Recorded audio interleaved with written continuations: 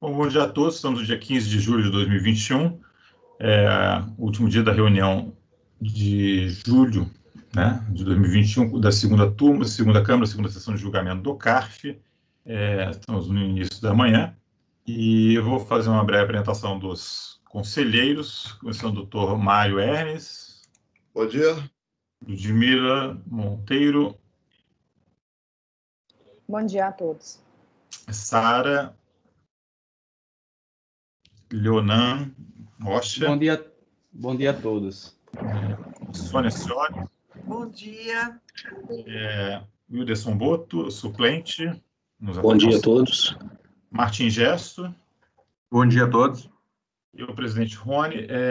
Vamos iniciar com alguns processos que estavam em vistas de mesa coletiva, para a fim de não ficar com digamos assim, processos de sessões, de reuniões, de sessões anteriores, né, desta reunião pendentes. E eu já vou passar a palavra, então, o item 12, que é o primeiro desses processos, que ele é da relatoria do doutor Martim. Na verdade, como os processos já foram previamente analisados, relatados nas gravações anteriores, ele só vai fazer um breve relato, assim, encaminhamento de voto, e aí a gente já vai passar já a ver quem pediu a vista aqui, só faz a observação que achar, né? Deixa abre o debate e já vamos para o voto, tá? É só para, na verdade, o relator, para esses processos próximos, vai fazer apenas uma breve síntese, tá? Então, obrigado então a todos, mais uma vez, bom dia, e passo a palavra para o Martim.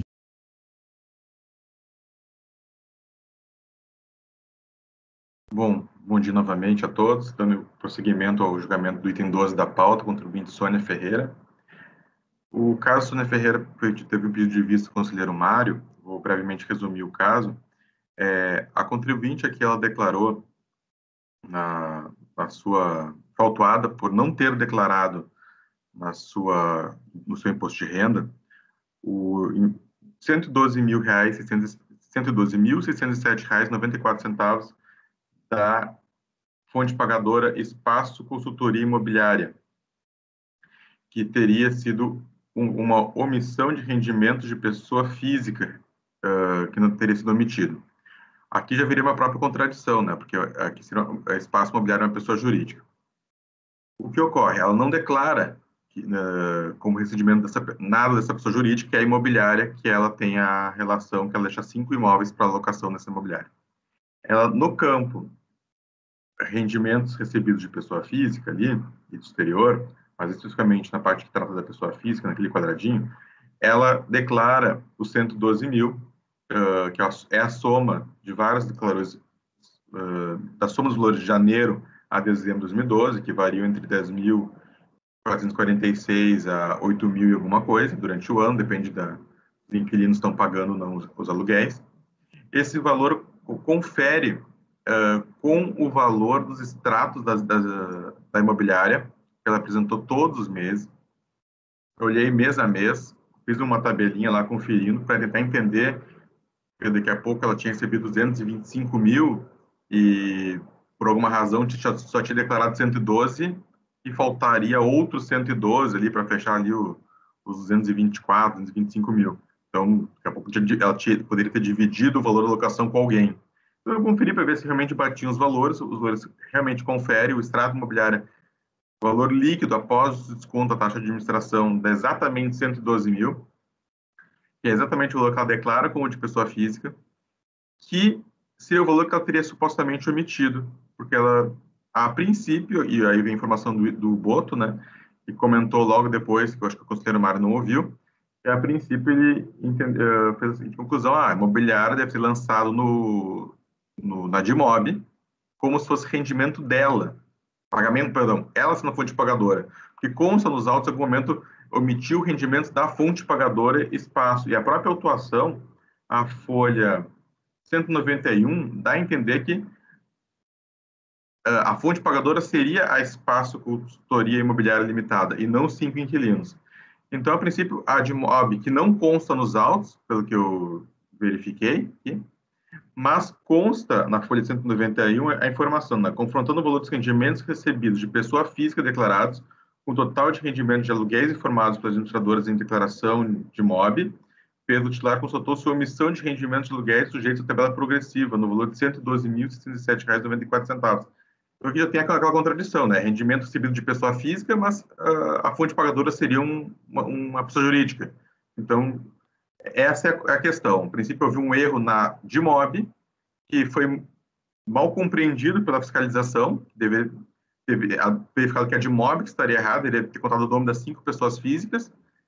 O ADRJ, de forma muito sucinta, manteve o lançamento, e aqui, após entender o caso, né, porque a situação chegou com poucas informações, o recurso também não foi claro o suficiente.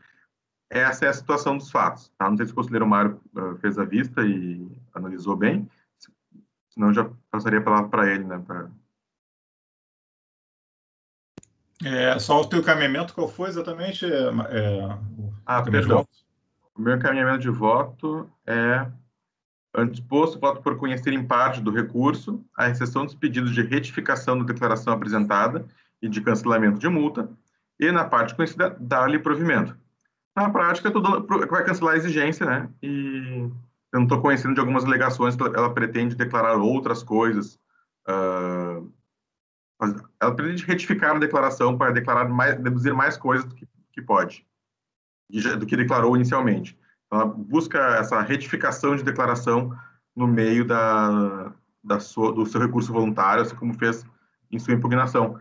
Então, só esclarecendo, lembrando esse caso, ela teve uma solicitação de retificação de declaração indeferida. Então, ela meio que mistura, né? Em impugnação, ela impugna tanto o indeferimento dessa solicitação, quanto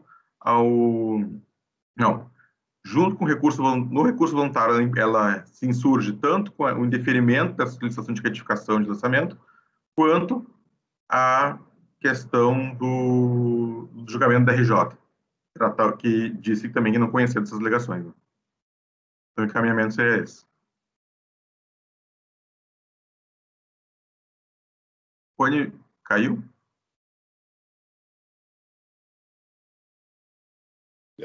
Começou cedo. Não conseguiu resolver, né, tudo.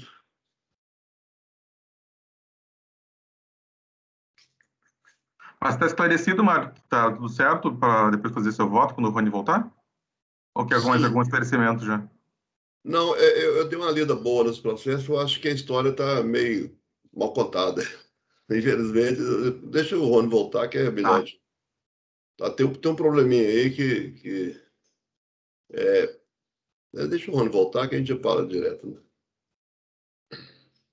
É porque tanto a fiscalização, né, na SRL quanto a DRJ mantiveram. Então é uma coisa estranha, né? Se estava tão óbvio.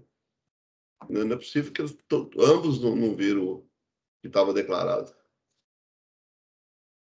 O que me chama atenção muito é na folha 191, ser autuado por omissão de rendimento de pessoa física, ou seja, o rendimento, a fonte pagadora seria pessoa física, e a fonte pagadora, segundo a coluna na de MOB, dados informados de MOB, constaria uma pessoa jurídica. Tá. Então, isso que me gera assim, eu acho que aqui que estaria o erro, né? Lá está falando que é de MOB mesmo. No lançamento está dizendo que é de MOB. Isso. Então, quando é de MOB, é claro que ela fala aqui, ó. Ele fala aqui, administradora de imóveis, tá vendo? Dados informados nem de MOB, né, administradoras de imóveis. Então, o sistema assume isso claramente. Ele sabe que essa informação é da administradora de imóveis. Quando ela fala espaço de consultoria, né, imobiliária, é a administradora. O resumo dessa questão aí, para mim, ficou assim, bem evidente, mas falta prova. Essa declaração não é a transmitida. O fato é isso.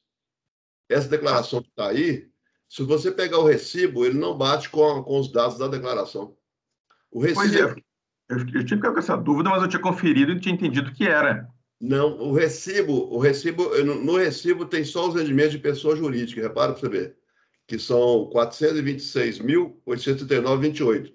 Ele só declara pessoa jurídica baseado no recibo, a folha O recibo está na folha... 7. Folha 7, né? O recibo, se você pegar o recibo e na folha 10, você vai ver que o que ele declarou como de pessoa jurídica é o que consta no recibo.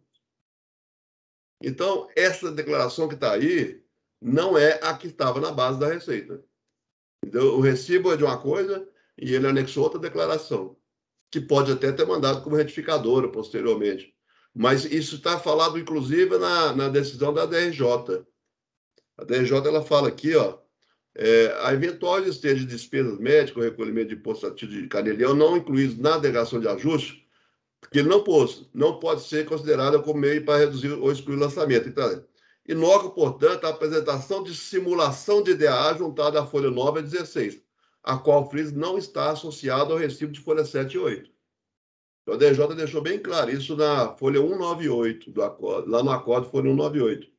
Então, o que me pareceu, a DJ foi na base da Receita e viu que essa declaração que ele anexou não é a que está na base da Receita naquele momento.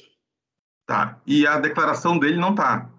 A dele não está no processo. Então, a gente não tem como julgar, então, se ele declarou, se não declarou. Então, tem exatamente. que ter eu acho uma que diligência.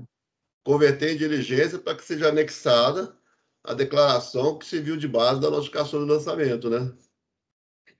Concordo. Porque, mas, Mário... Olha, eu fiz a conta. O valor que está no recibo, 426,89,28, aplicando a tabela, dá um imposto a pagar de 108, que é exatamente o que está na folha 7 de recibo. Isso aplicando a tabela do ano, tá? Se fosse aplicar a tabela mais rendimentos de pessoa física, daria 108,947. E se você observar também, ele não declarou nada, de acordo com a ANL, ele não declarou nada como despesa. Ele não declarou nada como dedução. Tanto é que na ANL fala dedução declarada, 0. Tá? Então, aonde é que fala isso, que a dedução declarada é 0? Na notificação de lançamento, lá na folha 192, ó, a folha 192, temos ativo de apuração do imposto devido. Então, ele tem aqui, quer ver, ó? Total de deduções declaradas, 0, a linha 3. Então, o que eles usaram não é a que ele apresentou.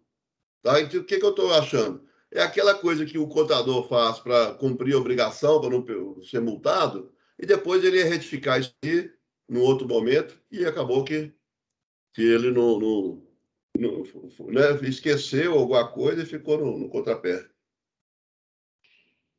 Vamos ver se o Rony dá notícia aqui. Ele deu notícias, Mário, falando que está tentando voltar. Ah, tá, eu vi aqui agora. Ô, Mário. Já estou adiantando. Viu, Martins? Se você olhar aí, nessa mesma folha 192, no demonstrativo, ele fala aí, ó, total de deduções declaradas 0. E aí, na página anterior, na decisão dos fatos, né? Lá embaixo fala, total de rendimentos de pessoa física declarado 0 também. E a pessoa jurídica está batendo certinho com o que o contribuinte declarou, com o que está no recibo, que são os 426.839,28. Tá? Eu fiz essa conta, e aí, se você olhar no acordo lá, na folha 98, ele fala que inoca a apresentação de simulação de DA juntada de folha 9 a 16, que é justamente essa que você trabalhou em cima dela. Não está associado ao recibo de 7 e 8. Realmente não bate. O valor do recibo é só o valor recebido de pessoa jurídica. Olha, repara bem, você vê. Esse recibo da folha 7. Olha, ele declara 426,89,28, que é o que ele recebeu de pessoa jurídica, o imposto dela progressiva do ano dá exatamente 108.302,42. Ou seja, se a gente fosse julgar agora pelo que você está falando, a gente tinha que negar o documento, porque não está comprovada a ausência de omissão de rendimento. Quer dizer, está comprovada a omissão de rendimento, não tem a declaração dele. Na verdade, seguinte, a gente tem um problema aqui que a DRJ fala em relação, né, mas ela não junta a original. Então, assim, se a gente pegar a ordem, né, tem aqui um recibo, acaba o recibo, vem a declaração. Isso. E a princípio, a regra seria ser a declaração correta. que nada Concordo vincula a declaração com o recibo, não tem um númerozinho assim, essa declaração refere-se ao recibo número tal. Então, a gente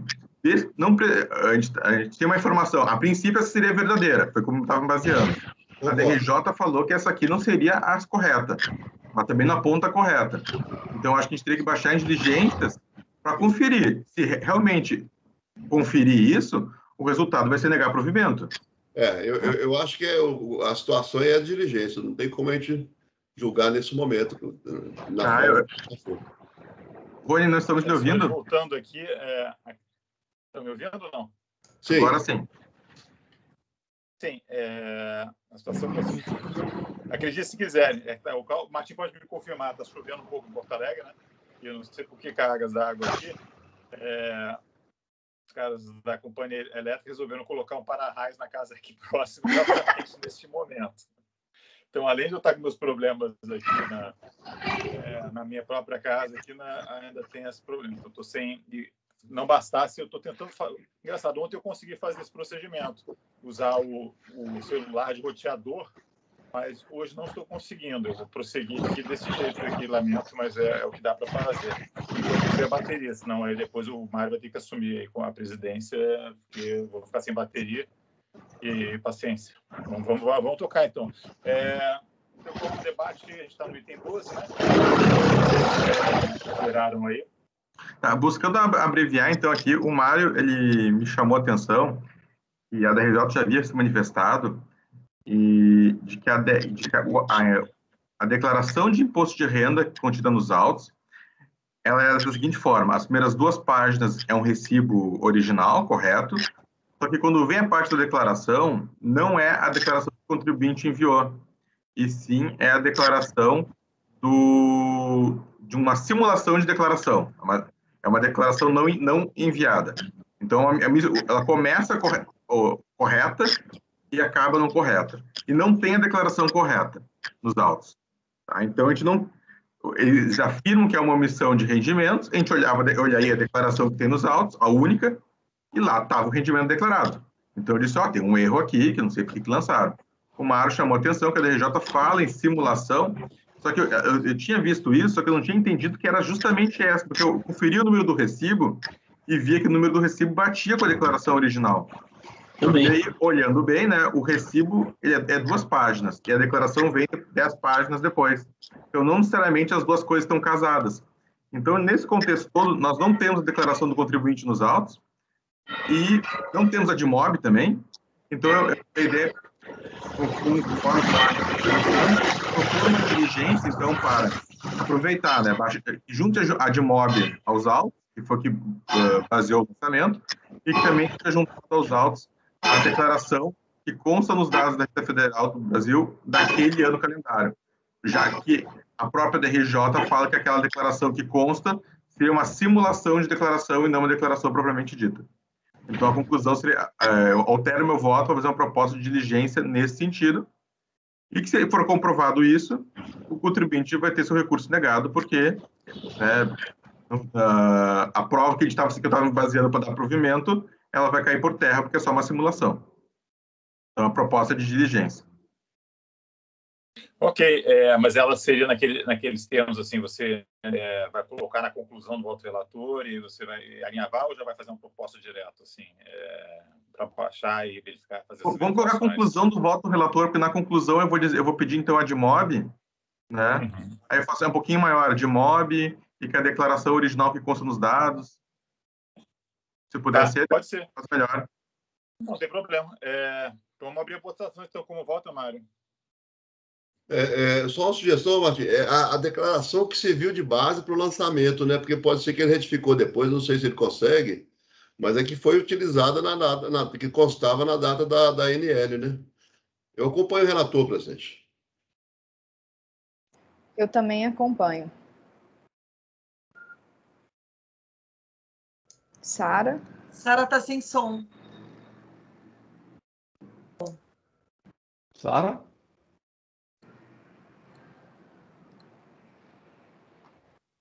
Sara?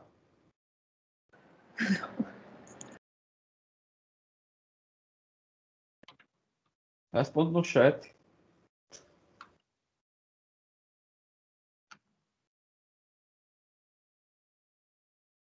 Faz um sinal de positivo, você acompanha o voto do relator, então. Ok.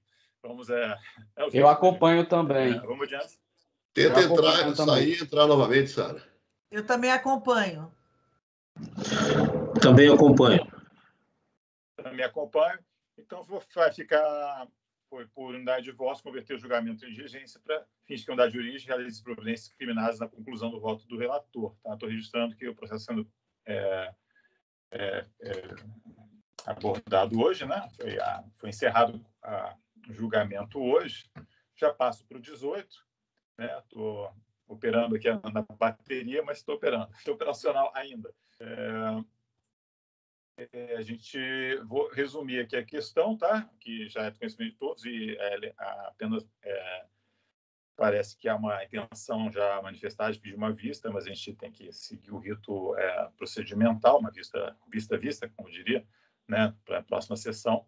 E, em resumo, é um contribuinte que ele foi fiscalizado, teve uma autuação que foi, inclusive, objeto do item 17, né, que é por omissão de rendimentos recebidos de omissão de rendimentos, depósitos bancários, e também nesse processo, que é o item 18, o contribuinte é o Brian Selzenheider, ele foi autuado também por aquela multa por falta ou atraso em entrega da declaração. E então ele se defendeu dizendo que basicamente atacando a questão da obrigação principal, né? E como a gente manteve a SEMA consectário, mas teve a própria questão da possibilidade de coexistência dessas duas multas, ou seja, há uma polêmica no CARF, assim, né, que tem 3 posições que elas poderiam ser aplicadas concomitantes, a multa por atraso de entrega e a multa por omissão de rendimentos, né? A multa de ofício, no caso, né?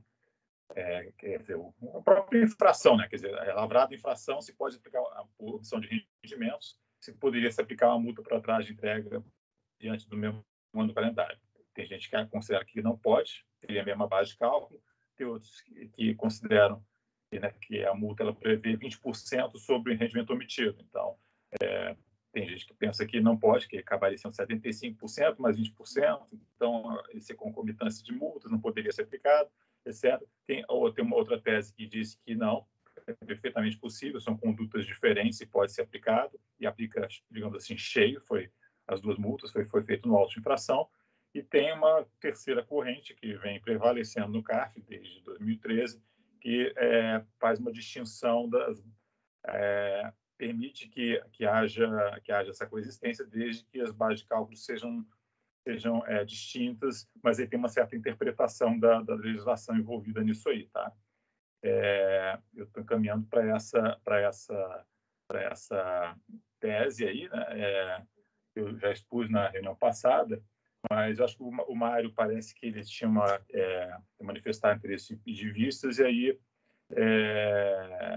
eu passo a palavra para ele. Se seria aí, a gente poderia converter em vista coletiva já, até para adiantar, né, o andamento da sessão. Mário, por favor. Obrigado, presidente. De fato, eu vou pedir retirada de pauta para vista para um estudo mais aprofundado enquanto o lançamento. Haja vista essas 3 teses, né? Exato. Aí todos vão poder compulsar os autos com devido vagar. Então, ficou... tá? Vistas formais convertidas em vista coletiva em relação ao item 18. Item 21 21 e 22 são 2 processos de relatoria da doutora Sônia Acioli, tá? Nós temos aí foram julgadas as obrigações principais, correto, Sônia? Correto. E ficaram esses 2 processos, que são processos em apenso das obrigações principais. Um deles decorrente, que foram mantidas, no julgamento das obrigações principais, as obrigações principais foram mantidas, e nós temos esses 2 apensos. Um é o processo decorrente, que é a CFL 68, todos conhecidos, né, são tratados de contribuições previdenciárias, e o outro é um processo que não é decorrente, é uma multa passível de ser examinada distintamente, Então, o processo foi a vista coletiva, no caso desses vista de mesa, né, desse processo, foi mais uma questão procedimental, né, dúvida de mérito, e foi verificado aí era essa questão procedimental, processual do CARF, que o processo que a multa é distinta, pode ser julgada isoladamente, vai ser julgada isoladamente, depois o processo vai ser desapensado, tá? E é um procedimento administrativo do CARF. E quanto ao processo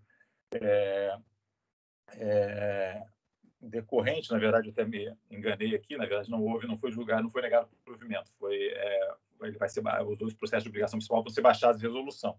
Então, o procedimento aí adequado se os dois principais baixam em resolução, o decorrente também baixa em resolução para fins de fazer o acompanhamento devido.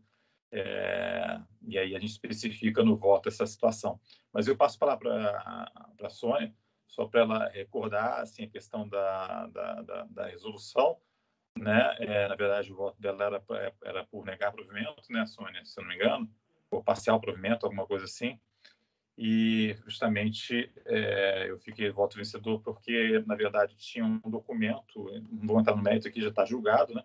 Mas preponderou o entendimento que havia um documento referido pela fiscalização que era necessário ser juntado aos autos e, aproveitando o ensejo, seria efetuada uma análise aí de parte das alegações dos contribuintes.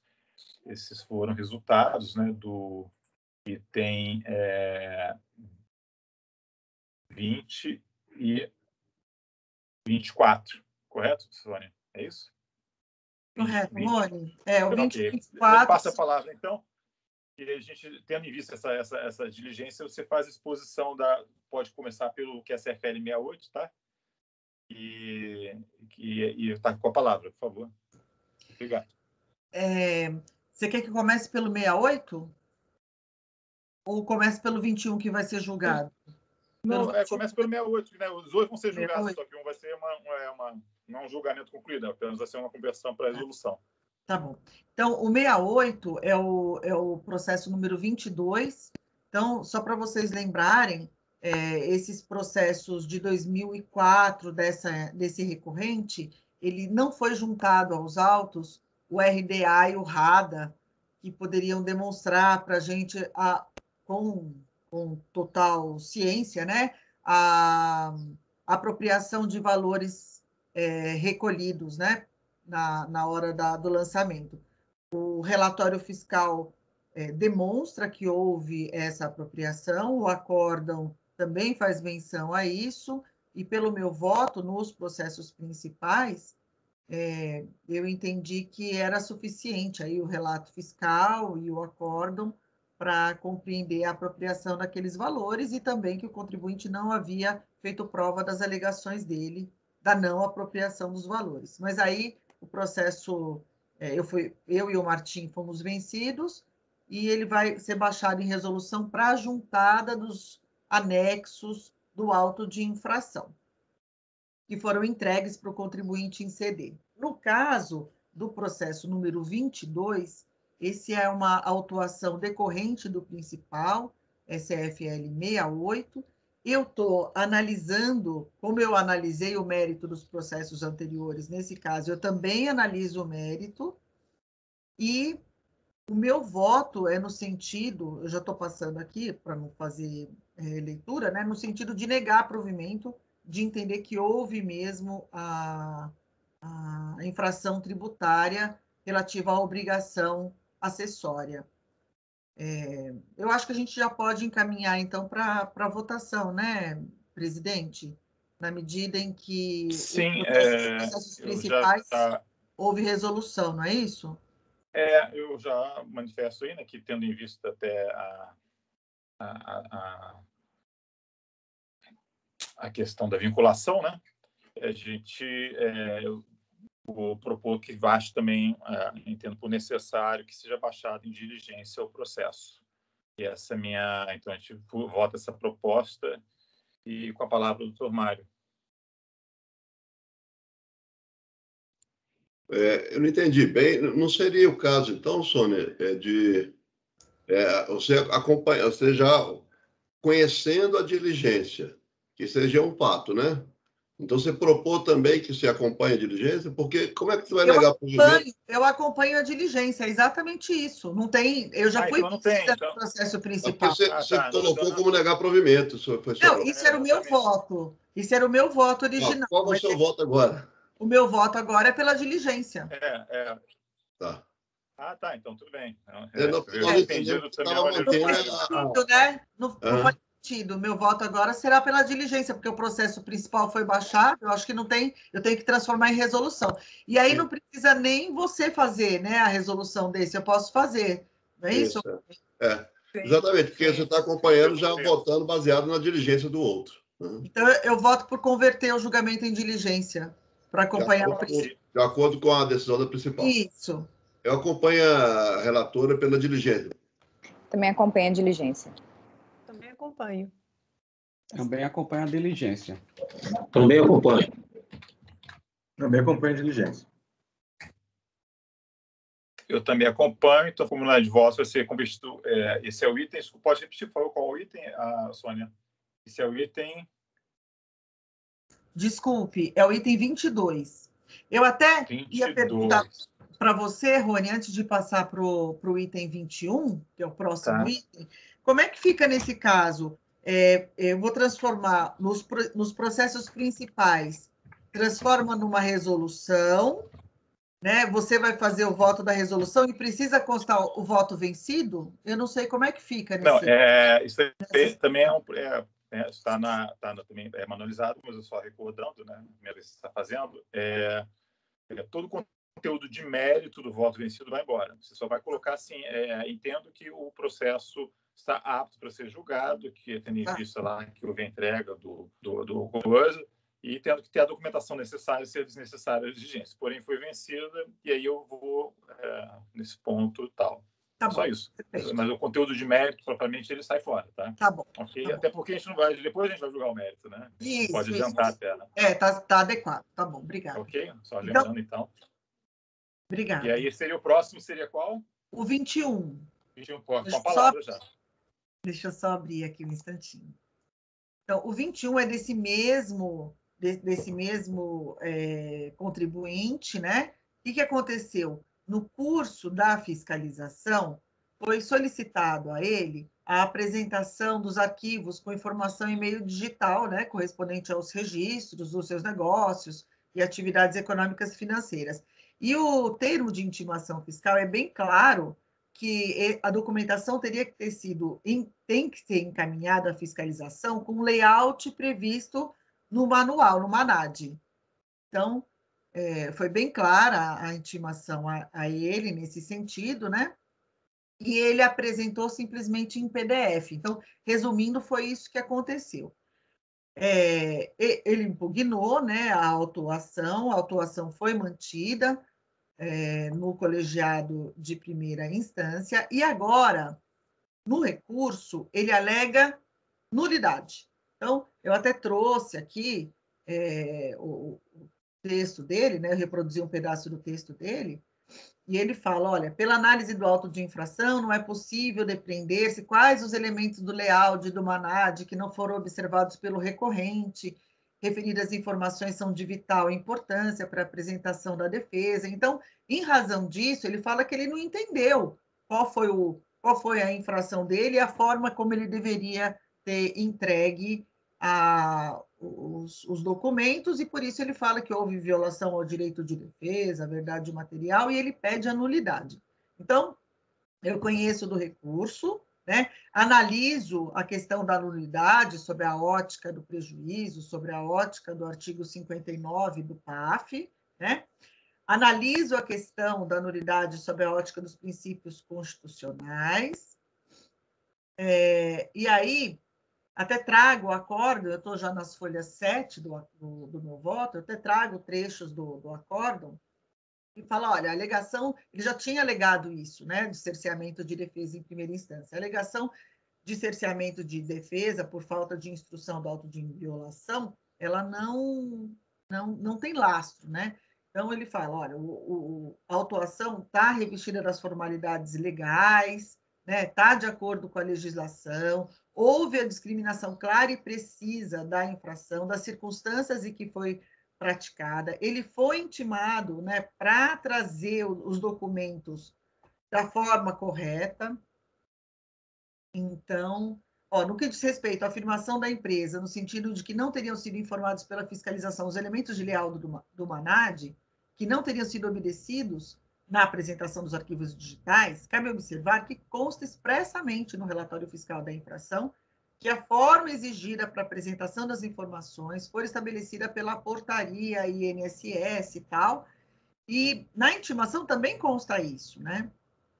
É de se destacar, assim, que, no caso, houve pela fiscalização a devida especificação dos fatos que levaram à presente autuação, bem como a apreciação da documentação da empresa, que lhe havia sido apresentada, respeitando os princípios da busca da verdade material e permitindo pleno exercício de direito, de defesa. Realmente, o relatório fiscal, folha 7 seguintes, pormenoriza em todos os seus elementos a prática infratora, possibilitando a plena compreensão dos fatos e ampla defesa. E eu trago aqui o relatório fiscal, em que ele reporta novamente, né, que foi intimado, por termo de intimação, apresentar as informações, né, com o layout do MANAD. A forma exigida para apresentação é estabelecida em portaria, enfim, e que isso não foi atendido, né? Então, eu vou dizer que antes da apresentação do momento de defesa não existe ofensa, ampla defesa, não existe contraditório, né? O contencioso, ele se inicia com a impugnação. E aí também faço aqui ressalto que a autuação foi lavrada em razão do cometimento, né, da infração tributária, que as alegações trazidas em sede de recurso são as mesmas já apresentadas e bem sopesadas, não sopesadas pelo colegiado de primeira instância, não havendo nada a acrescentar, eu acolho a fundamentação integralmente. E, por fim, o recorrente requer que as intimações sejam encaminhadas aos procuradores, exclusivamente aos procuradores dele, e aí eu trago a súmula CARF número 110. Como ele não trata, e aí eu não sei, eu coloquei aqui, Rony, a aplicação da portaria conjunta 114, ele não fala, né, da aplicação aí, da redução da multa, não fala nada disso. Então, eu coloquei aqui a aplicação e o meu voto é por negar provimento ao recurso. É como voto. Eu acho que como essa multa ela não tem relação, ela não tem relação com o principal, e eu acho que no caso não a portaria ela nem se aplica para essas multas então, isoladas, eu assim, que já retirei. não tem pertinência, tá? Tá, já retirei. Não trata do tema, digamos. Tá, já retirei, então. Então, meu voto é por negar provimento. Ok, colega, está aberto o debate.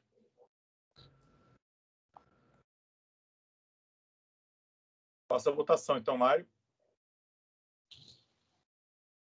Acompanhe a relatora, presidente. Eu também acompanho. Acompanho também. Acompanho também. Também acompanho. Acompanho. Também acompanho, então ficou negado provimento do recurso para o item 21, que está com o julgamento concluído nesse dia de 15/7. Então, aqui, o próximo processo que ficou com vistas de mesa coletivas foram os itens 46 e 49, correto? De relatoria do doutor Leonan. E eu vou passar a palavra para o doutor, né, que vai poder resumir, lembrando que a relatoria completa do voto está circunstanciado em gravação anterior, tá? Mas ele vai reiterar aí os termos do seu encaminhamento. Por favor, doutor Leonan. Bom dia a todos. Obrigado, presidente. Estamos diante dos itens 46 e 49, que saiu em vistas de mesa para a conselheira Ludmila, o contribuinte à fiação de seda Bratac S.A. Esses processos, eles tangenciam a temática sobre o pagamento de previdência complementar para funcionários e dirigentes, no qual a fiscalização alega que o plano de previdência não teria sido paga a todos os segurados, Essa temática hoje está superada, inclusive no CAFS, por força da superação da Lei Complementar 109, De toda sorte, a fiscalização alegava que não teria sido pago a todos, porque haveria uma certa, não sei se fraude, simulação, mas eles não utilizaram esse termo, com relação ao pagamento, uma vez que aos segurados empregados era pago uma média de R$5, e aos gerentes era pago uma média, eu acho que de R$200. A alegação foi tão somente essa, eu entendi que essa alegação foi muito simplória para descaracterizar o plano de previdência privada complementar no sistema aberto. Basicamente, um resumo da lide, e já tem a gravação anteriormente, presidente. Eu dou a palavra, com sua permissão, à conselheira Ludmila, pediu vista. Por favor. Obrigada, presidente. Obrigada, conselheiro Leonan. Realmente eu fiquei um pouco na dúvida com relação a esse plano, porque no relatório da fiscalização consta um percentual de 4%, mas esse percentual ele só era aplicável à remuneração de pessoas que ocupavam cargos, né, numa hierarquia superior na empresa. E que os outros empregados, eles ficavam sujeitos a esse valor fixo de R$5, que no primeiro momento me pareceu irrisório. Então, em razão disso, eu pedi à vista, mas como o conselheiro Leonan bem explicou, o motivo, né, da descaracterização do plano se deu apenas por isso. Então, diante de outros elementos mais robustos que demonstrassem, né, não existiu o preenchimento dos requisitos aptos, né, que não sofra o valor, a incidência de contribuição, eu também, já adiantando, eu estou sanadas essas dúvidas, eu estou acompanhando o relator. Obrigado, Ludmila. Dúvidas, senhores? Até se alguém quiser levantar a mão, assim, eu estou com... Sim, eu estou no iPhone aqui. Talvez, eu não sei se a mãozinha... Alguém levanta uma mãozinha só para ver se aparece aqui para mim, por favor, no celular. Tá aparecendo, sim. Obrigado, Sônia. Então, eu vou passar se ninguém tem dúvidas, tá? A matéria já é conhecida do colegiado. Eu passo para o Mário, então, por favor.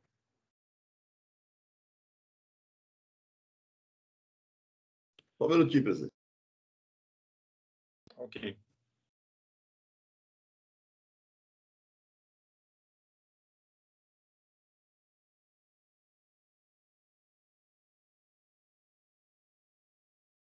Que eu não sei se na tua casa tá escuro desse jeito, Martins. Aqui tá bem escuro aqui na minha casa. Acho que vou ter que botar umas velas aqui. Não deve nem estar me enxergando direito aqui. Tá bem escuro aqui. Eu tô com todas as luzes acesas, janelas abertas. Aí eu estou no escritório, que é bem fechado. Eu estou no escritório, que ele só tem uma fresta pequena de janela. Então, a luz natural que eu tenho aqui é essa, no dia feito hoje. Está dando para levar. Vamos em frente. Senão... Eu acho que eu já tinha votado por negar provimento, né? Antes, depois foi pedido que nós pedimos. Eu não me lembro, eu acho que você Você tinha me acompanhado. Você tinha acompanhado. Acompanhado? Não. Eu acho que você tinha acompanhado o Leonan, né? Não tinha calculado aqui. O valor dos gerentes também era R$180, não era nada expressivo também, não tem razão. É porque eu estava me confundindo com aquele outro da Previdência, com aquele que nós votamos ontem. Você fez essa conta. Um é R$5, o outro dá R$100 e poucos. Eu acompanho o relator. Ok, podem continuar a votação.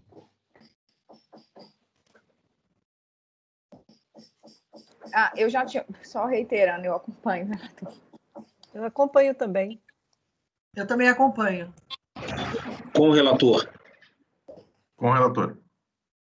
Eu também com o relator, então, por unanimidade de votos, é uma votação conjunta, né? 46 e 49 são exatamente as mesmas situações, né, Leonardo? Exatamente, são iguais, 46 e 49 vai mudar só o período de apuração. Ok, então ficou 46 e 49, ficou dar provimento. Então, aí a gente já adiantou bastante coisa, só ficou com uma vista coletiva ontem do processo da doutora Sônia, né, Sônia? Então, já lhe passo, que é o item 64 da pauta, tá? Eu já passo a palavra para a doutora Sônia. Olha, o item 64 da pauta, ontem o conselheiro Mário bem alertou que uma parte que ele trouxe, que eu estava analisando em mérito, ele não tinha examinado, ele não tinha levado ao momento de defesa na impugnação. Então, eu desloquei, eu pus um novo voto ontem na pasta T para vocês. Ontem, na hora que terminou a sessão, eu já arrumei, eu revi a impugnação, né? Foram muitas idas e vindas nesse processo, é um processo muito tumultuado, muito antigo, com uma leitura ruim mesmo, né? E aí eu desloquei, então, uma parte que eu tinha colocado no mérito, eu desloquei para um não conhecimento. Então, se vocês forem ver as folhas 11 do voto, vocês vão ver que nesse texto novo, eu coloquei depois de pagamentos a título de indenização e de que no período lançado há diversos pagamentos efetuados e não considerados pela fiscalização. Isso não tinha sido levado. Eu estou falando que é inovação, que é um caso de não conhecimento, mas mesmo assim, como eu já tinha isso no voto, mesmo não conhecendo dessa matéria, eu falo, mesmo que assim não fosse, no que toca à alegação, né, o relato fiscal não afasta os pagamentos, ele só diz que é um débito suplementar, e depois, em sede de diligência, a autoridade autuante, ela afirma que ela aproveitou valores pagos pela empresa e considerou esses valores para a finalidade de chegar à base de cálculo. Então, os valores, eles foram considerados, né?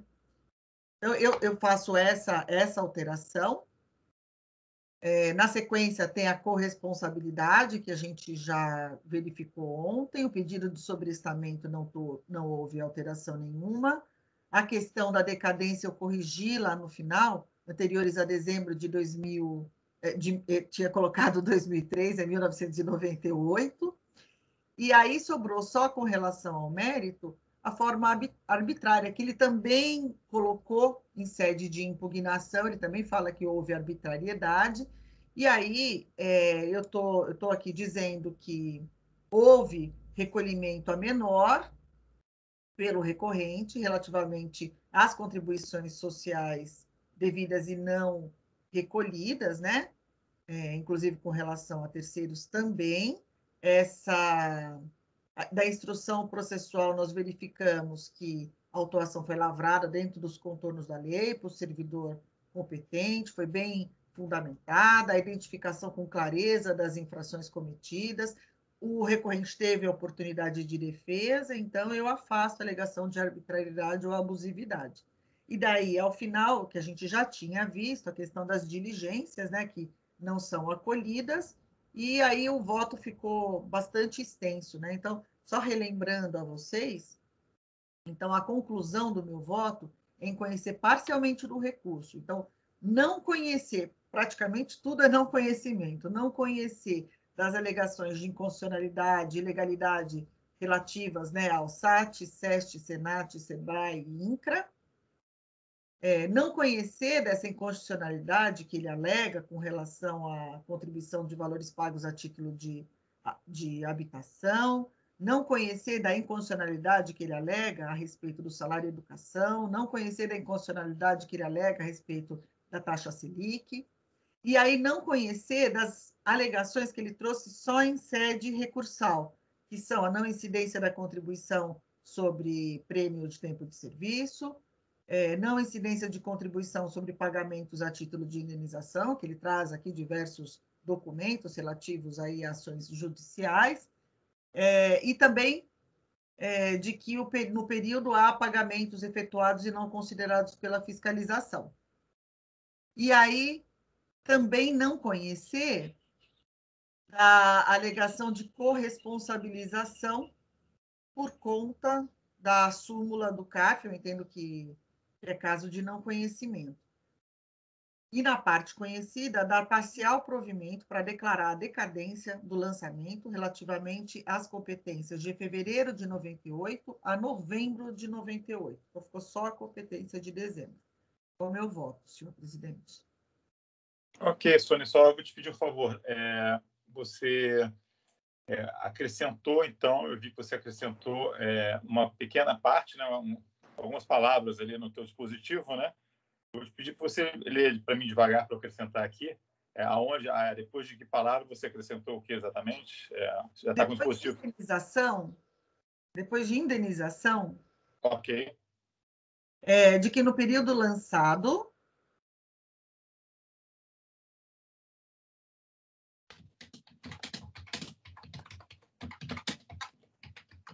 ok, há pagamentos efetuados e não considerados pela fiscalização. Pagamentos efetuados e não considerados pela fiscalização. Pela fiscalização. E isso é antes do apresentadas apenas em sede de recurso. Ok. Eu queria até fazer umas considerações sobre o dispositivo mesmo, presidente. Ok. Posso? Poder? Obrigada. Eu estava analisando, fazendo o cotejo, né, tanto da impugnação quanto do recurso voluntário. Eu acho que existe uma outra matéria que, na verdade, ela podia até receber maior destaque, porque ele faz... vou só listar o que ele argui no recurso voluntário, e a maior parte das teses que são levadas no recurso voluntário, elas não constam. Então, a gente consegue, eu acho que, simplificar esse dispositivo de alguma forma. Porque o que acontece? No recurso voluntário, ele vai falar de arrolamento, vai fazer alegações genéricas sobre a afronta ao princípio do contraditório e da ampla defesa, vai falar que houve afronta ao inciso 3º do 151, aí ele vai trazer algumas matérias de ordem pública no recurso voluntário. Decadência, que na verdade ele até já traz na impugnação, só que faz a remissão, né, da questão do judicial, traz de novo a questão da ilegitimidade passiva dos responsáveis solidários no CORRESP. Aí, no recurso voluntário, ele traz um novo tópico, que é um tópico de nulidade por vício formal do lançamento. Esse tópico não está na impugnação, mas eu vejo que ele é tangenciado no voto na questão da arbitrariedade, mas existe um tópico específico no recurso voluntário que não está na impugnação, que tem isso. Aí, igualmente, no recurso voluntário e na impugnação, a gente tem só mais 5 matérias que são suscitadas. Salário, educação, SAT, INCRA, a multa, que ele fala de ilegalidade e inconstitucionalidade, depois ele abre um tópico só para Selic.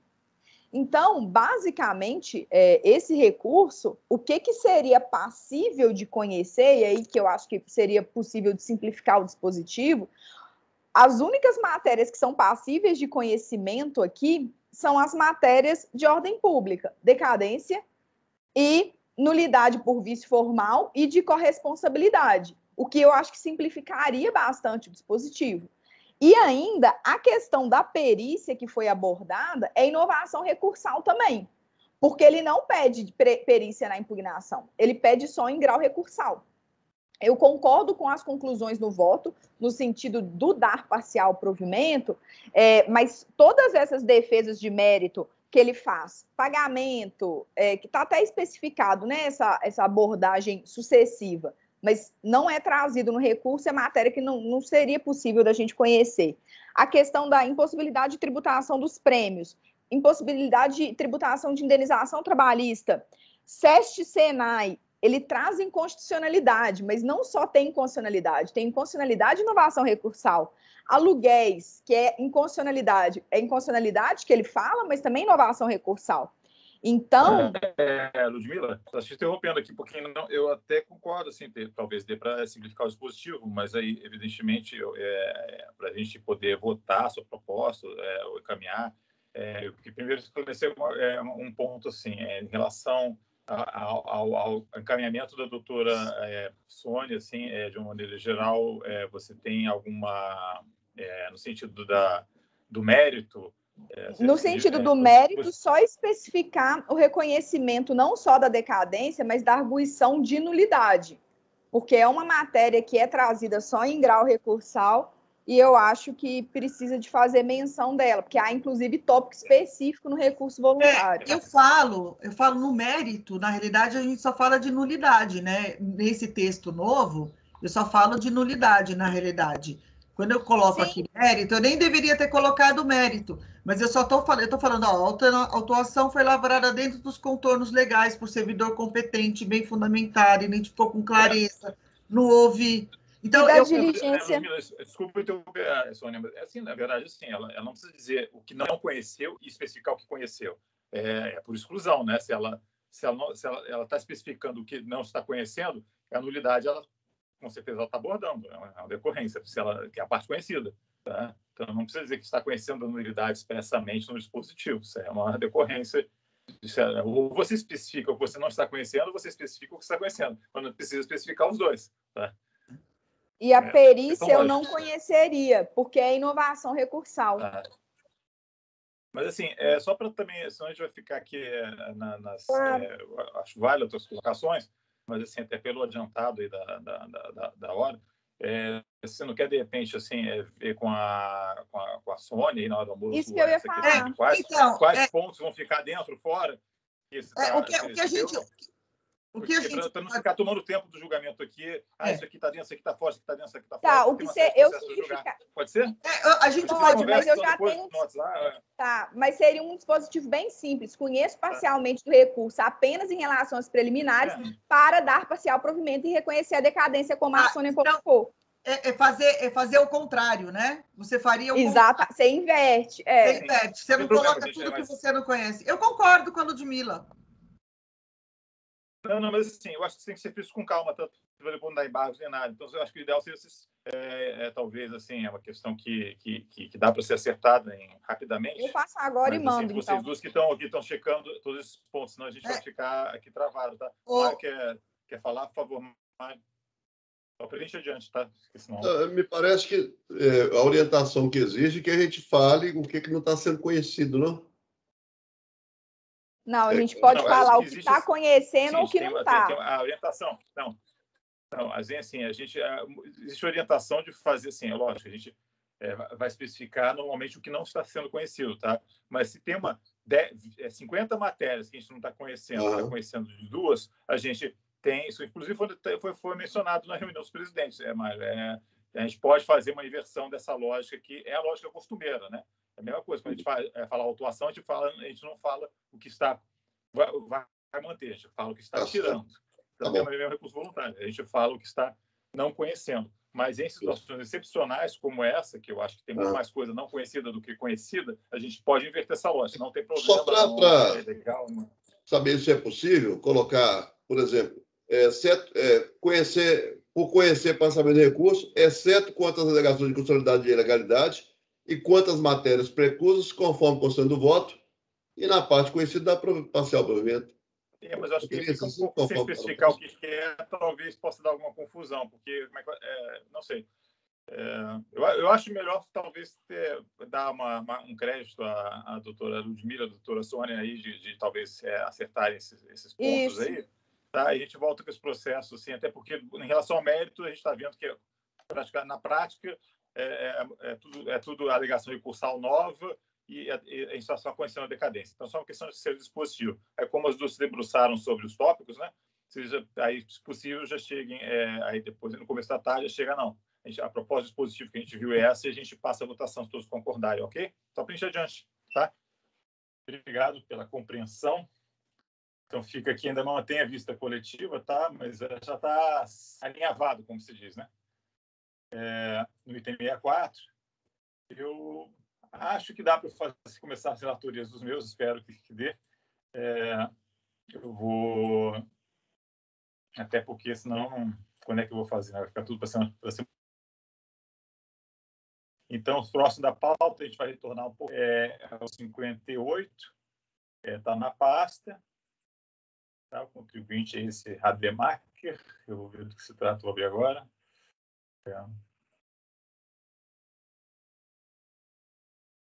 Tá.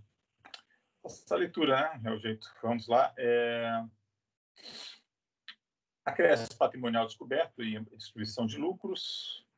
Eu vou no calendário aqui, imposto da pessoa física, nos calendários 2004, 2006. Eu peço para que acompanhe, tá?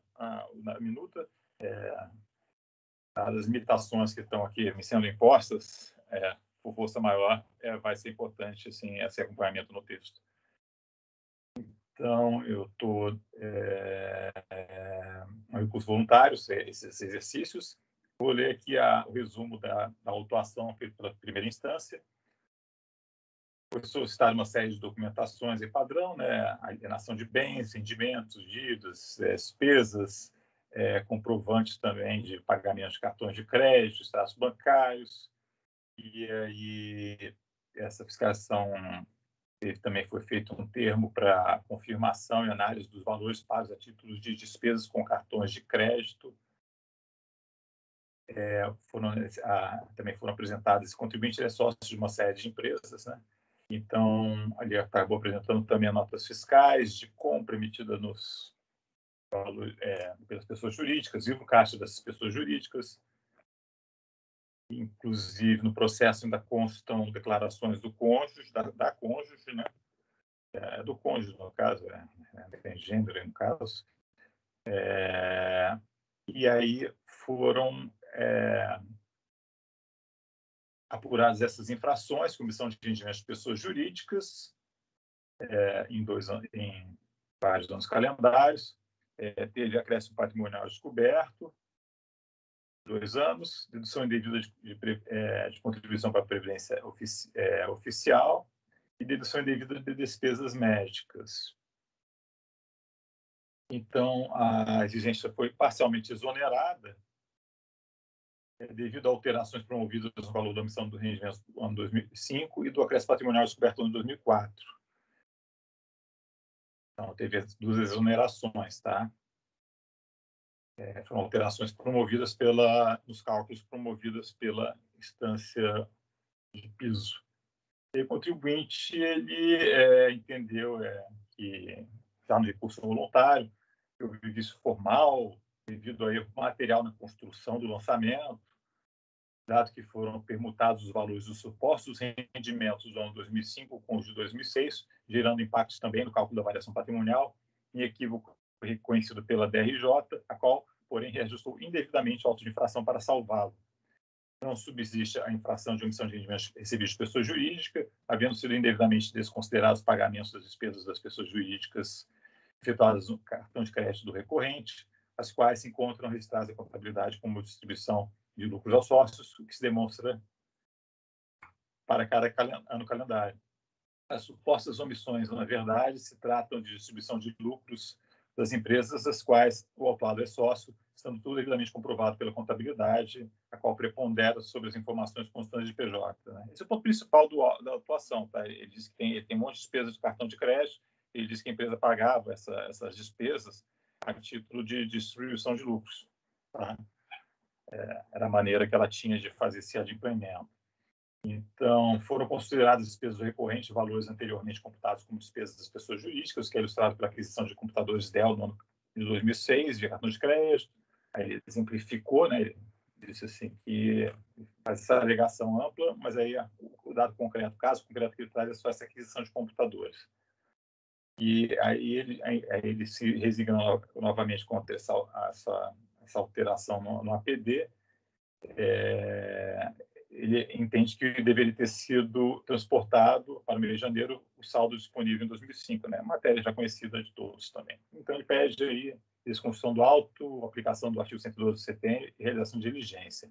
Estou conhecendo parcialmente, porque ele não pediu a aplicação do artigo 112 do CTN, né, na primeira oportunidade, e também estou já passando ao voto, né? E a realização de diligência, eu estou entendendo aqui que não tem necessidade, porque estão todos os elementos dos autos, já resumindo, tá, gente? Os elementos necessários para os autos estão presentes, né, no processo, e é um dos dele carregar os eventuais elementos faltantes que entenda necessários.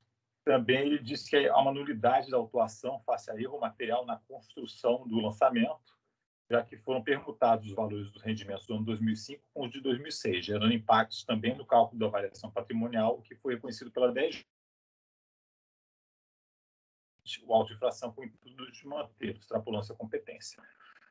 Pois bem, tese que foi admitido pela contestada ter acontecido equívoco na alocação de rendimentos submetidos nos anos 2005 e 2006, havendo sido realizado o pertinente exame e correção do ocorrido nos itens 33 a 37 da decisão da DRJ para infração de omissão de rendimento. Da mesma forma, foram feitos ajustes nos itens 45 a 47 do julgado quanto à infração de acréscimo patrimonial do ano de 2004. Inclusive, no ano de 2006, foi verificado que, efetuada a operação devida na infração de omissão de rendimento no ano de 2006, o valor da autuação ficaria majorado, porém, preservou-se o montante tal como originalmente apurado para não haver agravamento da exigência. O mesmo se deu com relação a algumas competências de 2004 no atinente à infração de acréscimo patrimonial descoberto.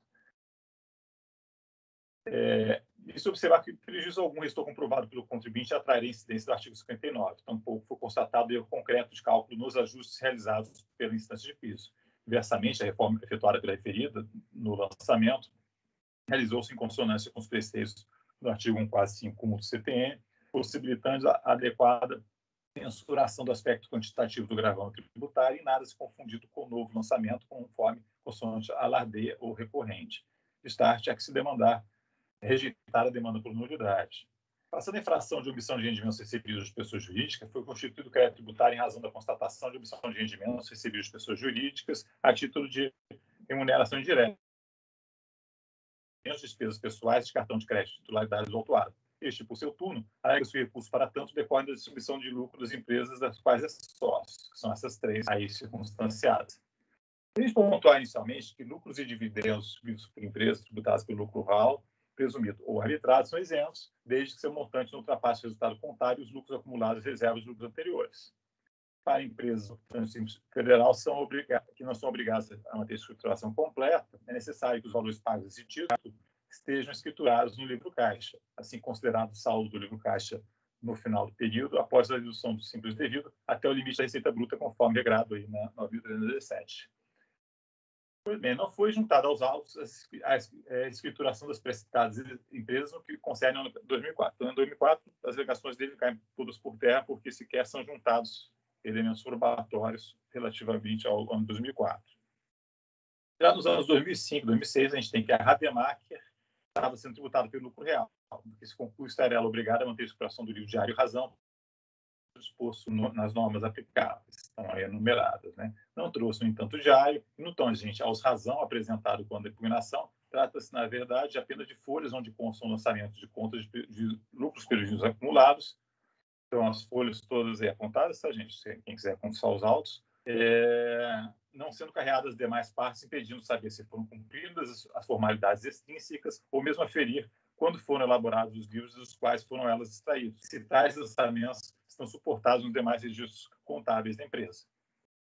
Com relação à empresa Rademacher Quebrais, a outra empresa era a Rademacher Teleinformática, que essa Rademacher Quebrais tributou pelo presumido 2005 e 2006, não foi trazido o livro diário de razão, apenas o livro caixa de 2005, no qual não consta lançamento específico associado à pretensa distribuição. Aliás, na peça recursal, há apenas a referência de que teria havido antecipações de lucro no valor de 34.788,65 também para o recorrente, informação essa que não permite verificar se tal pretensa distribuição se dê em conformidade com as regras aplicáveis ao regime a preço, ou seja, observando o percentual adequado de presunção sobre receita, abatimento dos impostos, etc.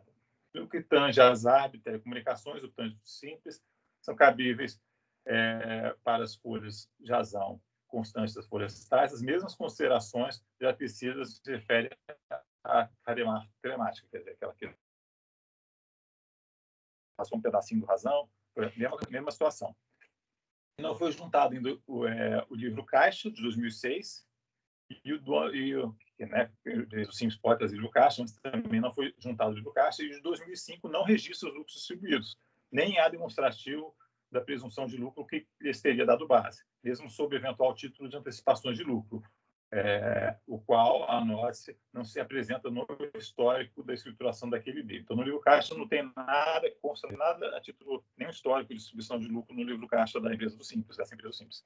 Então, entendo por isso que esses documentos são inaptos para testarem a alegada distribuição de lucro, tanto por questões intrínsecas quanto extrínsecas, etc. Em outra vertente, ele contesta a autuação, afirmando que foram consideradas despesas recorrentes de valores, foram consideradas como despesas recorrentes, né, valores que foram anteriormente computados como despesas das pessoas jurídicas, que seria ilustrado pela questão dos computadores dela no ano 2006 via cartão de crédito. Na verdade, trata-se de adução distribuída de mostra de substância que foi bem enfrentada pela DRJ, é certo que se pede a devida vênia para reproduzir. A defesa argumenta que alguns gastos já tidos como despesas das pessoas jurídicas foram devidamente considerados como pagamentos em favor do sócio, portanto, classificados como remuneração indireta. A exemplo da aquisição de computadores dela em 3 parcelas de 3.449, pagas em janeiro, fevereiro e março de 2006. Os dispêndios decorrentes dos pagamentos das faturas pela empresa foram alocados parte como despesa da própria empresa e parte como despesa efetuada pela empresa em favor do contribuinte, como a seguir discriminados.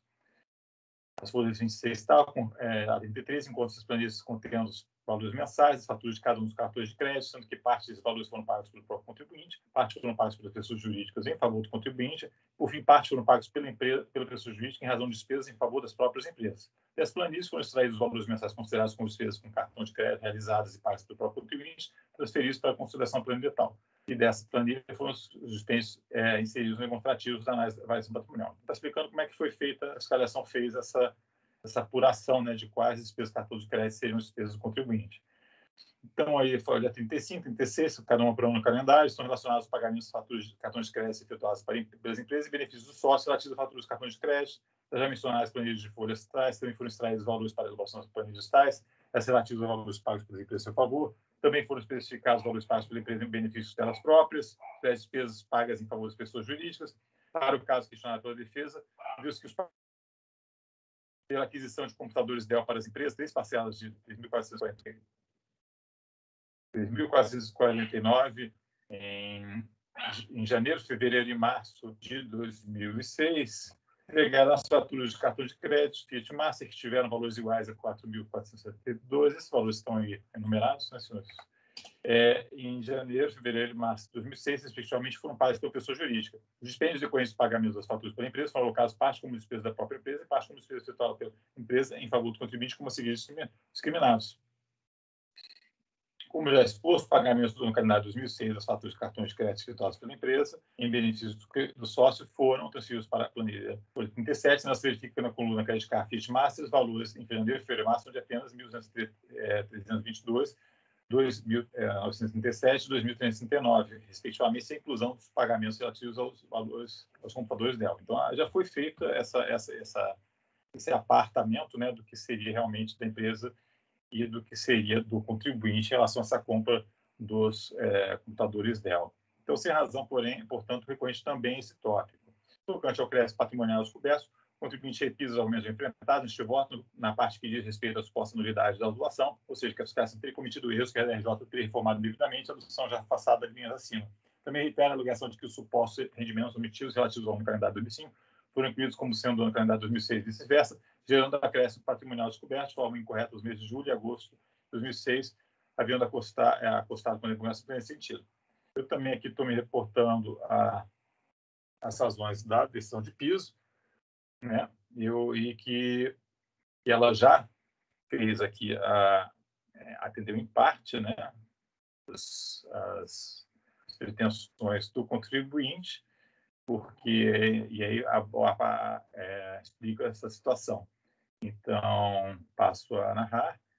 A contribuição dos valores, cabe razão em parte à defesa, uma vez que os rendimentos considerados omitidos e que devem ser inseridos demonstrativos de variação patrimonial nos calendários de 2004 e 2006, pelos em que houve operação de interno, são aqueles constantes da planilha de folhas tais, para o calendário de 2004, os valores corretos a ser inseridos no demonstrativo de variação patrimonial são aqueles extraídos da planilha 35, dos autos de inflação, das folhas de auto-inflação de folhas 6 a 8, totalizando 25 mil, já devidamente registrado em perfil demonstrativo, como abaixo relacionados.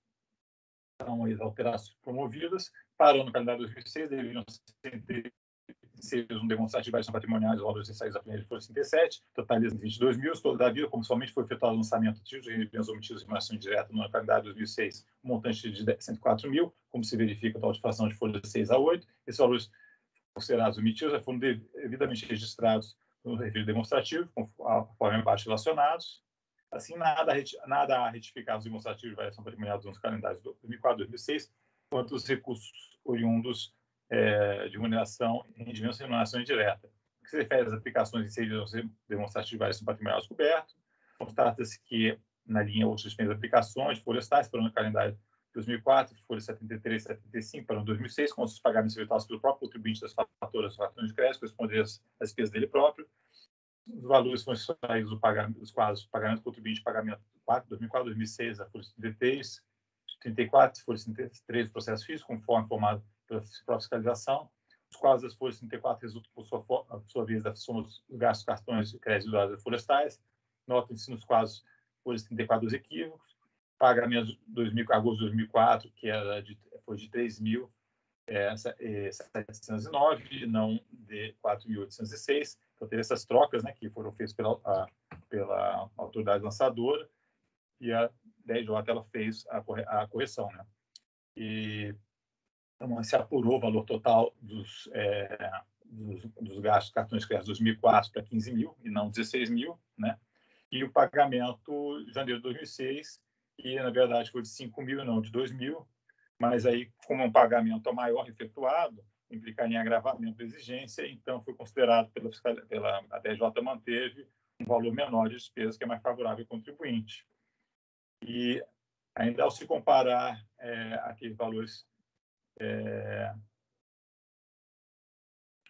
a 34, porque eles inseriram demonstrativos de variação patrimonial, com algumas divergências, e também, repita-se aí, nem faz possibilidade de agravamento de julgamento, é se considerado menor valor, então estão aí as divergências, né, que apuradas, e aí sempre foi considerado menor valor pela DRJ, e aí foram feitas devidas retificações que estão aí enumeradas, e ano 2006, registros coincidem, né, não há inclusive quanto ao valor menor, nada havendo ao ser alterado. Então, foram feitas essas apurações, essas correções à base de cálculo, já pela DRJ, e eu não tenho nenhum reparo a efetuar, né, nessa visão, que eu acho que está bem apropriada. Por fim, também não tem sucesso recorrente com demanda de ser transportado saldo de dezembro de 2005 para janeiro de 2006, desde que esse saldo não consta como valor disponível na DIRPF no calendário de 2006, o que se conclui tenha sido todo consumido no final desse ano, salvo demonstração em sentido contrário, produzida pelo sujeito passivo, que não seja de fundo particular. Esse entendimento, impostos sacar, vem se consolidando no âmbito do CARF, de acordos tais e tais, e pelo Superior de Recursos Fiscais, então eu estou votando por negar provimento. Meu voto. Passa aos debates.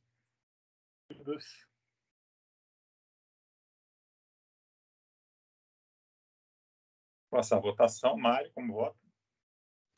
Acompanhe seu voto, presidente. Eu também. Acompanho também. Eu acompanho também. Também acompanho. Acompanho. Também acompanho, presidente. Por unanimidade de votos, negar provimento de recurso para o Rademarker Braz de Oliveira, item 58, que passa ao item 59 da pauta. Interessado, o contribuinte Luiz Duarte Ribeiro da Costa, todos são de pessoa física, tá, nessa sentada. Que omissão de rendimentos de atividade rural, 2007, 2008, cônjuges bem comuns, tá? Que aconteceu exercício 2008, 2009, omissão de rendimentos tributários de atividade rural e glosa de despesas de atividade rural. Então, omissão de rendimento e glosa de despesas. Foi impugnada, mas foi parcialmente mantida no julgamento de primeiro grau, porque foi acatado o pleito pelo arbitramento, resultado do percentual de 20% da receita bruta para o ano 2007, corrigido o valor do desconto simplificado relativamente ao ano 2008. Ele contribuinte interpôs recurso voluntário, pedindo cancelamento da autuação, e a arguindo em síntese, diz que reporta-se integralmente as razões da impugnação que passam a integrar as razões do presente recurso.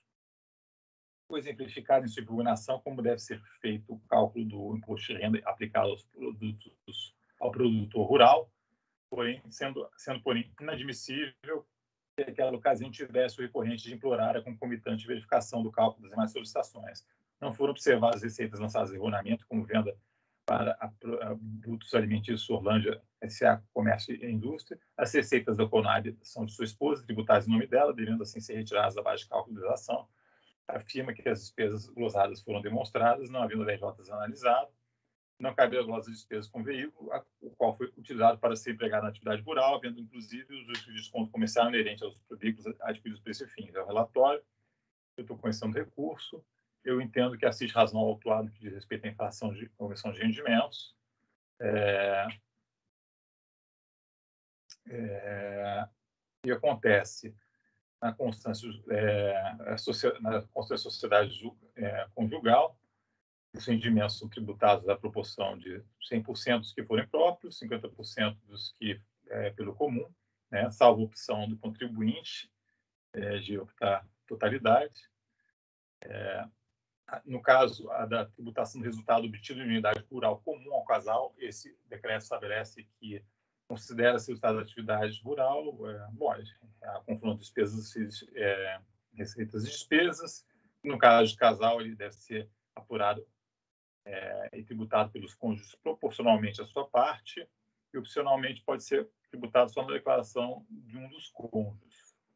Disposto, fez que não há suporte legal para o procedimento adotado pelo casal, segundo o qual a hora recorrente tributou cerca de 90%, 95% dos rendimentos da atividade na sua declaração, e a esposa, Maria Helena, 10% e 5%, já que o imóvel é propriedade comum dos dois, né? Então, ele podia tributar na declaração de um deles, ou então, proporcionalmente a sua parte, né, da propriedade do casal ali. No caso, eles fizeram um acerto lá que uma parte 90%, 95%, 5%, arbitraram lá um valor e tributaram separadamente. Então, em decorrência da devida fiscalização, a míngua de elementos probatórios indicando a titularidade exclusiva de determinados imóveis rurais por parte de um dos cônjuges, ter tributado os rendimentos desses bens comuns à razão de 50% para cada um.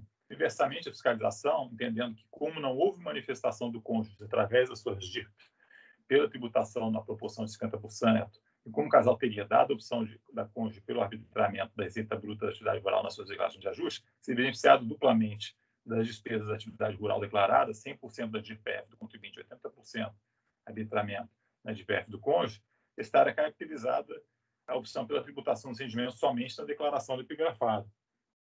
Não obstante, há que se atentar que houve opção do casal por tributação em determinada proporção, ainda que esta não tenha se dado em conformidade com os termos legais, condições de constatado. E assim, não sendo, impõe-se o regime de partilha da tributação na proporção regrada pela legislação de regência, ou seja, 50% para cada um na constância da sociedade conjugal.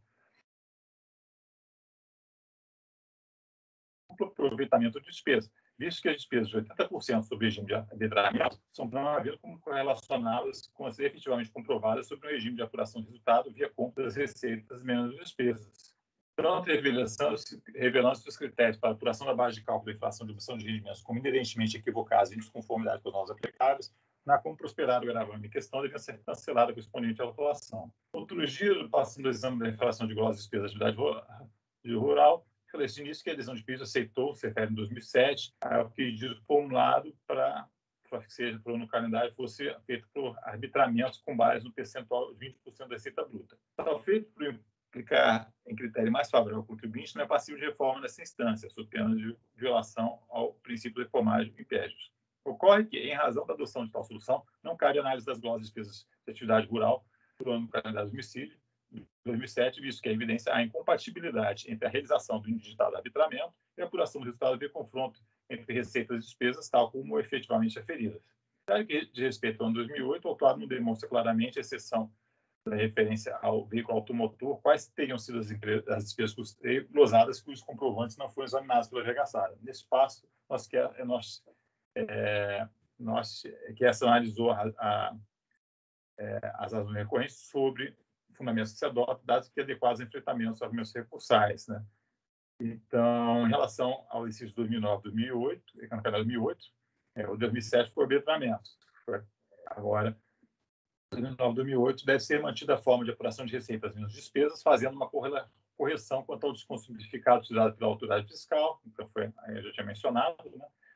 Relatório, e as despesas de custeio glosadas pela autoridade fiscal para o calendário de 2008 são de duas: compra de veículo de uso misto, folha 126, que não pode ser utilizado como despesa de custeio, pois pela própria natureza do veículo se caracteriza também o uso pessoal, e outros pagamentos ou plantio através de recibo simples, apenas mencionando notas fiscais duplicadas com declaração da empresa fornecedora, sem a nota fiscal, que seria o documentário para comprovação de qual serviço ou compra de bens foi realizada, observando a obrigação dos contribuintes de manterem boa guarda de documentação que serve de base de situação das empresas utilizada como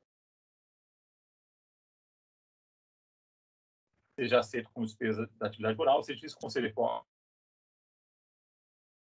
como sendo dadas suas características, o passivo de enquadramento na categoria de veículos de carga utilitários de emprego exclusivo na exploração da atividade rural, independentemente do eventual desconto obtido na sua aquisição. Então, um remate, estou rejeitando o aviso de passagem na qual o contribuinte ele se afirma reportar-se integralmente as razões da impugnação, ele está integrando o presente recurso, e não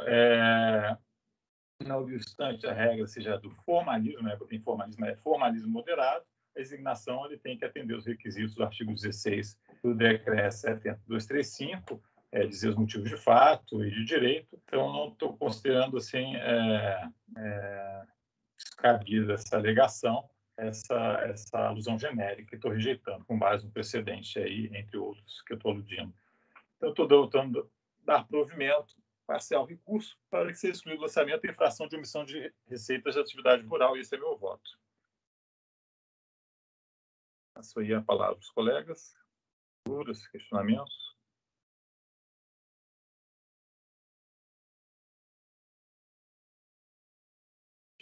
Eu fiquei na dúvida aqui, presidente. Sim. Na hora que você fala aqui que veio que não há suporte legal para o procedimento adotado pelo casal, segundo o qual o recorrente tributou cerca de 90% e 95% e a esposa 10% e 5%, já que o imóvel é de propriedade comum aos dois. Né? Então, você está afirmando que não tem suporte legal. Mas é reproduzido aí. A DJ também está afirmando isso, tá? Tá. Eu também tenho respondido isso, mas pode prosseguir, desculpa. E o artigo 64, na minha opinião, ele fala exatamente isso. Ele fala, o resultado oferido de unidade comum ao casal, né, é o imóvel de propriedade comum. Você está afirmando aí no finalzinho desse parágrafo. E o artigo 64, o resultado apurado de unidade comum deve ser apurado pelos cônjuges proporcionalmente à sua parte. A unidade é comum, né? Então, já que o imóvel é de propriedade comum, exatamente o que a lei está falando. Se é comum, é proporcional à parte de cada um. Como é que vai ser definida essa proporcionalidade? Eu acho que eles expressaram. A interpretação que eu fiz, doutor Mário, que também foi feita pela DRJ, é que a propriedade é a propriedade do imóvel, né? Como é um bem comum, o imóvel, ele a princípio é 50%, salvo se escriturado de maneira diversa no registro de imóveis, na verdade, e não é o caso. Então, é 50%, é um bem comum, e aí, né, quando se a unidade rural comum proporcionalmente não a receitas, que podem ser qualquer uma, mas a efetiva propriedade do imóvel. Eu entendo essa interpretação que eu faço desse dispositivo, tá? Proporcional seria 50% sempre, então. Se a propriedade é comum. Salvo escrituração, sabe? Se no registro de imóveis é o regime do Código Civil, né, doutor Mário? Se for estabelecido aí uma proporção diferente para esse imóvel, independentemente só que no caso não é o que aconteceu, tá? O imóvel é comum, é comum aos dois aí, sem nenhuma prova de ter uma escrituração diversa no registro. Então, se é comum aos dois, tudo bem, é comum, né? Então, esse é o ponto, né? Uhum. Eu quero, pelo menos, na vista de mesa, para dar uma olhada melhor aí até depois do almoço. Tá bom. Perfeito. Então, fica a vista de mesa para o doutor Mário, item 59. Vou passar, então, o item 60, tá? Um segundinho. Vou aqui anotar a vista de mesa.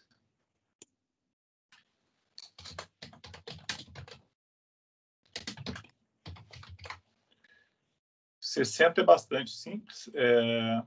Se não me engano, intempestividade, alguma coisa do gênero. Deixa eu ver. Ou alçada. Deixa eu ver aqui. Eu acho que é alçada.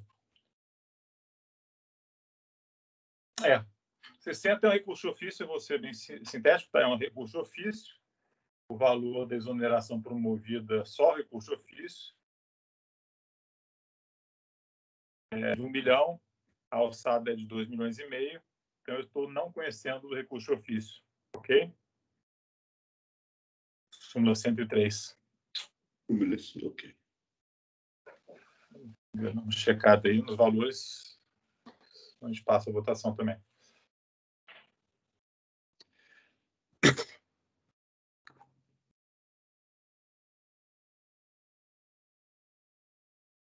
Posso passar a votação? Pode. Mário, como voto? Acompanhe seu voto, presidente. Acompanho o voto do presidente também. Acompanho também o voto. Também acompanho o voto.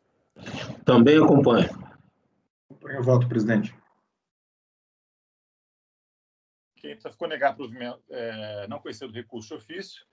Aqui vamos passar o item 61. É um ganho de capital numa venda de imóvel. Então, é o ano calendário 2007. Emissão de ganho de capital na alienação de imóvel rural. Em consulta à declaração de operações imobiliárias, foi constatada a alienação de imóvel pertencente à IP grafada, no valor de 6 milhões, sendo comprado em 2007, que é o ano da fiscalização, sendo comprador o Abenone. E o contribuinte fez várias intimações e concluiu que o imóvel era da propriedade da contribuinte, havendo sido efetivamente, né, e havendo sido adquirido por adjudicação de herança ao então cônjuge Sérgio em 2002, pelo valor de 348 mil. E como era o regime matrimonial de comunhão universal de bens, passou o imóvel a ser também patrimônio da contribuinte, ainda que na parte equivalente à sua ameação. Não havendo ela recolhido imposto sobre o ganho de capital evidenciado na alienação, foi constituído o correspondente crédito tributário. A autuação foi impugnada, e a contribuinte ela disse que se separou do Sérgio em 2004 e, por equívoco, o imóvel deixou de constar a partir da separação. E disse que depois não teve mais posse do imóvel e que ela compareceu aí depois ao ato notarial de sua alienação, ela compareceu no ato da alienação só para cumprir um ajuste que ela tinha lá com o ex-marido, mas o ex-marido que ficou com todo o dinheiro da venda do imóvel, mas ela já estava separada. Enfim, e aí ela disse que peticionou judicialmente a renúncia dessa ameação que lhe coube em favor do ex-cônjuge, e não cessa que postulou o retroagista a data da sentença homologatória da partilha. Disse que o pedido foi recebido pelo juiz, mas aguarda encerramento. Ela disse que não está sujeito a imposto sobre ganho de capital, assim teria decidido do STJ, e pede suspensão do lançamento até o trânsito julgado do processo, etc. A exigência foi mantida integralmente, ela mantém basicamente as mesmas alegações, e dizendo que existe, sim, uma prova robusta de que ela não mais detinha a propriedade nem a posse do imóvel na data lá no ano de 2007. Eu estou conhecendo o recurso, o imóvel esse que está circunstanciado aí, essa fazenda Entre Rios, lá em Mato Grosso, e ela disse que nos autos há comprovação de que não tem posse ou propriedade sobre esse imóvel, denotando constar ele da declaração da GPF do cônjuge desde a época dos fatos abordados, não na sua. Eu estou explicando que a declaração de imposto de renda não faz prova de propriedade imobiliária, o que faz aí é o registro de imóveis, e conforme respondido por ofício, né, a Receita oficiou o registro de imóveis, ela era coproprietária do imóvel desde 2002. Tá? E não por acaso, na escritura de compra e venda também, que, né, para esses fins vale mais até do que a própria declaração, tá? Aqui lavrada em 2007, pelo meu serviço notarial registral de imóvel de Mantino, o nome da recorrente aparece como vendedora. Tá? A certidão do casamento e o acordo de sentença relativo à separação judicial, em nada socorre a narrativa da peça recursal. Pelo contrário, só demonstram que o referido imóvel não foi objeto de partida, seja por equívoco, conforme a dos contribuintes, seja por motivação em continuarem ou mantendo sob regime de copropriedade. Também se refere a autuado documentos de folha 182 e seguintes, que comprovariam não ser ela proprietária, por declarações do ex-cônjuge, e petição nos autos de separação judicial visando formalizar a renúncia daquela, com efeitos retroativos à adjudicação à alienação de imóvel. Pois bem, primeiro, a petição foi juntada aos autos não somente em 2011, depois do início da fiscalização. né? E, em adição, se a petição objetivando a renúncia à ameação, significa, contrário ao senso, que ela detinha a propriedade quando peticionou, né? Pois não há sentido em se renunciar à propriedade a qual não se detém. Ou seja, tal pedido de renúncia faz prova de sentido desfavorável à pretensão do recorrente. E, além disso, o pedido de renúncia não consta, quando o pedido de renúncia ainda não tem nenhuma decisão judicial, ela não constou nenhuma decisão judicial dizendo que foi efetivamente aí deferido pelo juiz, nem esse para os pedidos, esse pedido de renúncia, inclusive para o Código Civil, ele precisa de ser levado a registro imobiliário para seu aperfeiçoamento. Tá? E ainda estou com remate. A DJ já tinha esclarecido que a menção de determinada decisão judicial, que ela traz uma decisão judicial ali, do STJ, e nada vincula o julgado administrativo, salvo se atinente à lide examinada, ou no caso do CARF, caso adeque-se às hipóteses do artigo 62 do anexo 12 de CARF, né? E reza a legislação vigente que, para os casos de venda da propriedade recebida em herança, deve ser recolhido imposto de renda correspondente, já que foi verificado o ganho de capital, dado disposto aí na legislação de regência. Então, estou levando provimento do recurso, tá? Dúvidas?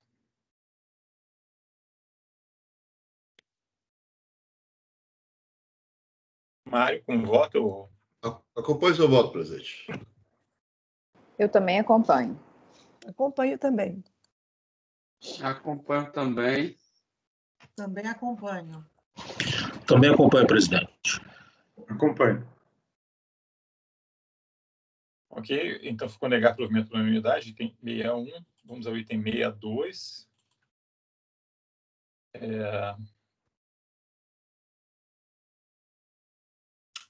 Vamos lá, acho que é um pouco mais simples esse. Dirceu, o contribuinte interessado, no calendário 2009. É um recurso voluntário, imposto da pessoa física. Ele apurou rendimentos recebidos de pessoa física que não estavam acobertados por despesas escrituradas em livro caixa. Então, foi imputada a multa isolada por falta de recolhimento de carnê-leão. Esse é o tema da autuação. O recurso foi mantido e aí ele alega que não poderia haver, basicamente, a concomitância das multas de ofício, a multa isolada, e ainda pediu o reconhecimento da prescrição intercorrente, porque já estava aguardando há mais de 3 anos aí o processo ser julgado no CARF. E eu só estou afastando a alegação de enriquecimento sem causa, até ele não tinha alegado antes, mas, assim, de qualquer maneira, não teria muita procedência de ser acatado, então não estou conhecendo desse arrazoado. A prescrição intercorrente, estou aplicando a súmula CARF. E aí eu estou fazendo arrazoado, né, por pausa a leitura, né, da questão que todos nós sabemos que depois de 2007 foi modificada a relação da OMB 430, permitindo aí a concomitância, pelo menos o entendimento preponderante no CARF. Eu estou trazendo aí os acórdons, tá? Inclusive, eu passo lá para o final já do voto, né?